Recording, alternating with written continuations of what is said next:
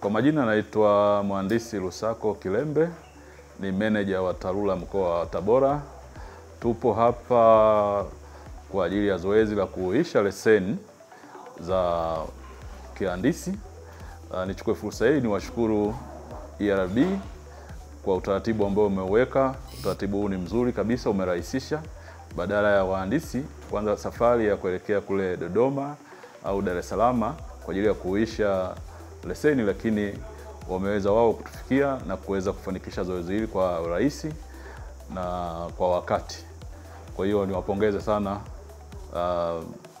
ERB kwa utaratibu huu ambao kwa hakika umesaidia kurahisisha huu mchakato wa kuisha. Kwa hiyo nichukue fursa hii niwahamasishe wahandisi wenzangu wa mkoa wa Tabora ili tuweze kuisha leseni zetu. Naitwa Engineer James Nyabakari, mhandisi ni civil engineer wa muda mrefu, na sasa hivi nasimamia miradi ya TACTIC hapa mkoa wa Tabora, mji wa Tabora, manispaa ya Tabora. Tunawashukuru ERB kutuletea usajili kurenew leseni zetu hapa karibu, kwa sababu tunakosa muda wa kuwafuata kwenye ofisi zao zilipo. Kwa hiyo tunawashukuru sana. Tunawashauri wahandisi wote, hasa vijana, wafanye bidii kupata hizi training ambazo ni muhimu kuongeza uwezo wao wa kufanya kazi.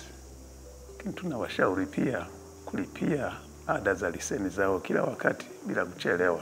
Majina naitwa Engineer Subira Vincent Manyama, ni mfanyakazi wa TARURA kama manager wa TARURA Tabora hapa.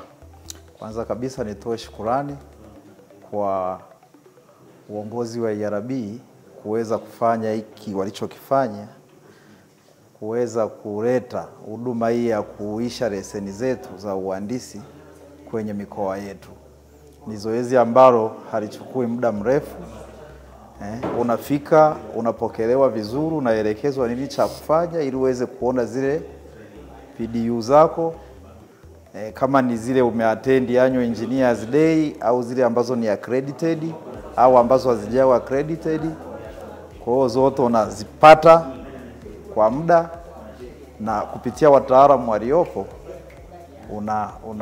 unafanywa zoezi hili kwa haraka sana.